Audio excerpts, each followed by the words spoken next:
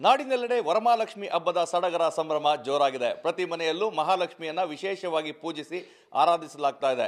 ಸಾಂಸ್ಕೃತಿಕ ನಗರಿ ಮೈಸೂರಿನ ಸಿದ್ಧಾರ್ಥ ನಗರದ ಪ್ರವೀಣ್ ಎನ್ನುವರ ಮನೆಯಲ್ಲಿ ವಿಶೇಷವಾಗಿ ಮಹಾಲಕ್ಷ್ಮಿಯನ್ನ ಪೂಜೆ ಮಾಡಲಾಗ್ತಾ ಇದೆ. ನಾವೀಗ ಅವರ ನಿವಾಸದಲ್ಲಿದ್ದೇವೆ. ನೀವು ನೋಡ್ತಾ ಇರಬಹುದು, ಮಹಾಲಕ್ಷ್ಮಿಗೆ ಇವತ್ತು ವಿಶೇಷವಾದಂತಹ ಪೂಜಾ ಕೈಂಕರ್ಯಗಳನ್ನು ನೆರವೇರಿಸಲಾಗ್ತದೆ. ಹೀಗಾಗಿ ಪ್ರವೀಣ್ ಅವರ ಮನೆಯಲ್ಲಿ ವಿಶೇಷವಾಗಿ ಅಯೋಧ್ಯ ರಾಮ ಮಂದಿರದ ಮಾದರಿಯನ್ನ ಇಲ್ಲಿ ಮಾಡಲಾಗಿದೆ. ಅದರ ಮುಂಭಾಗದಲ್ಲಿ ವರಮಹಾಲಕ್ಷ್ಮಿಯನ್ನ ಪ್ರತಿಷ್ಠಾಪಿಸಲಾಗಿದೆ.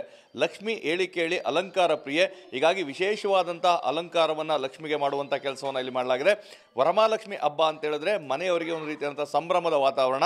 ಸೊ ಮುತ್ತೈದೆಯರನ್ನ ಕರೆದು ಅವರಿಗೆ ಬಾಗಿನ ನೀಡುವಂಥದ್ದು, ಅರಿಶಿನ ಕುಂಕುಮವನ್ನ ನೀಡುವಂಥದ್ದು, ಮತ್ತೆ ಲಕ್ಷ್ಮಿಗೆ ವಿಶೇಷವಾದಂತಹ ಅಲಂಕಾರ, ಹೆಚ್ಚು ಅಲಂಕಾರವನ್ನ ಮಾಡಿದ್ರೆ ಲಕ್ಷ್ಮಿ ಸಂಪ್ರೀತಳಾಗ್ತಾಳೆ ಅನ್ನೋ ಒಂದು ನಂಬಿಕೆ ಇದೆ. ಹೀಗಾಗಿಯೇ ಈ ವಿಶೇಷ ಅಲಂಕಾರವನ್ನ ಪ್ರವೀಣ್ ಅವರ ಮನೆಯಲ್ಲಿ ಮಾಡಲಾಗಿದೆ.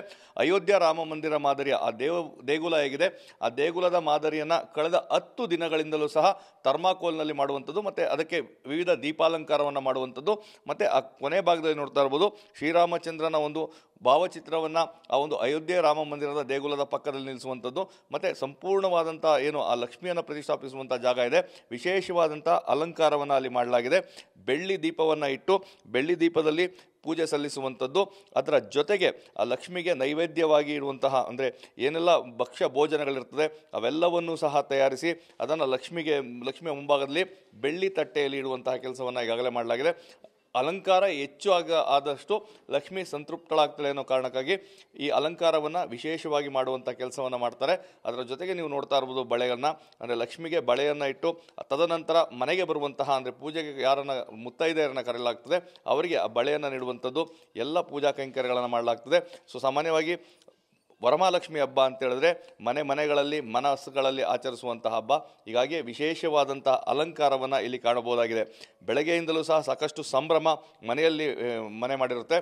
ಸೊ ಎಲ್ಲರೂ ಸಹ ಆ ಪೂಜೆಯಲ್ಲಿ ಭಾಗಿಯಾಗ್ತಾರೆ. ಸಕುಟುಂಬ ಸಮೇತರಾಗಿ ಪೂಜೆಯನ್ನು ಸಲ್ಲಿಸುವಂಥದ್ದು ಮತ್ತು ಲಕ್ಷ್ಮಿಯನ್ನು ಸಂತೃಪ್ತಗೊಳಿಸುವಂಥದ್ದು ಈ ಎಲ್ಲ ಪೂಜಾ ಕೈಂಕರ್ಯಗಳನ್ನು ಮಾಡುವಂಥ ಕೆಲಸ ಆಗ್ತದೆ. ಸೊ ಲಕ್ಷ್ಮಿ ನಮ್ಮ ಜೊತೆಗಿದ್ದಾರೆ. ಮಹಾಲಕ್ಷ್ಮಿ ಹಬ್ಬ ಅಂತ ಹೇಳಿದ್ರೆ ಸಾಕಷ್ಟು ಸಂಭ್ರಮ ಸಡಗರ ಇರುತ್ತೆ. ಎಷ್ಟು ದಿನ ತೆಗೆದುಕೊಂಡ್ರಿ ಈ ಅಲಂಕಾರಕ್ಕೆ? ಮತ್ತೆ ಇದಕ್ಕೆ 10 ದಿನ ತಗೊಂಡು ಪ್ರತಿ ವರ್ಷ 21 ವರ್ಷದಿಂದ ವರಮಹಾಲಕ್ಷ್ಮಿ ಹಬ್ಬನ ಆಚರಿಸ್ಕೊಂತ ಬರ್ತಾ ಇದೀವಿ. ಪ್ರತಿ ವರ್ಷ ಒಂದೊಂದು ಥೀಮ್ ರೀತಿಯಲ್ಲೇ ಮಾಡ್ಕೊಂಡು ಸ್ಟಾರ್ಟಿಂಗ್ ಹಾಗೆ ಮಾಡ್ತಿದ್ದೋ. ಒಂದು 5 ವರ್ಷದ ನಂತರ ವಿಶೇಷವಾದ ಅಲಂಕಾರ ಮಾಡಬೇಕು ಅಂದ್ಕೊಂಡು ವಿಶೇಷವಾದ ಥೀಮ್ ಇಟ್ಕೊಂಡು ಮಾಡ್ಕೊಂಡು ಬರ್ತಾ ಇದ್ದೀನಿ.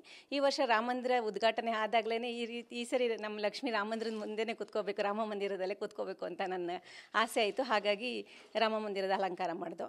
10 ದಿನದಿಂದ ಥರ್ಮೋಕೋಲಿಂದ ನಾನು ಮತ್ತು ನನ್ನ ಮಕ್ಕಳು ಎಲ್ಲ ಸೇರ್ಕೊಂಡು ನಾವೇ ಎಲ್ಲ ಮಾಡ್ಕೊಂಡಿದ್ದು. ಹಾಗೆ ಲಕ್ಷ್ಮಿಗೆ ಅಲಂಕಾರನೂ ಸುಧಾ ಎಲ್ಲ ಮಾಡಿಟ್ಟಿದ್ದೀವಿ. ಲಕ್ಷ್ಮಿ ಅಲಂಕಾರ ಪ್ರಿಯ, ಹೆಚ್ಚು ಅಲಂಕಾರ ಮಾಡಿದಷ್ಟು ಹೆಚ್ಚು ಸಂಪ್ರೀತಳಾಗ್ತದೆ ಅನ್ನೋ ಒಂದು ನಂಬಿಕೆ ಇದೆ. ಸೊ ಏನೆಲ್ಲ ಅಲಂಕಾರಗಳಾಗಿದೆ ಅಂತ? ಇಲ್ಲಿ ಅಲಂಕಾರ ಅಂತಂದರೆ ಮೇನಾಗಿ ರಾಮ ಮಂದಿರ ಆಗಿದೆ. ಜೊತೆಗೆ ಲಕ್ಷ್ಮಿಗೆ ಸೀರೆನ ಹುಡ್ಸಿದ್ದೀವಿ. ಹಾಗೆ ಮಲ್ಲಿಗೆ ಹೂವಿನಿಂದ ಅಲಂಕಾರ ಮಾಡಿದ್ದೀವಿ.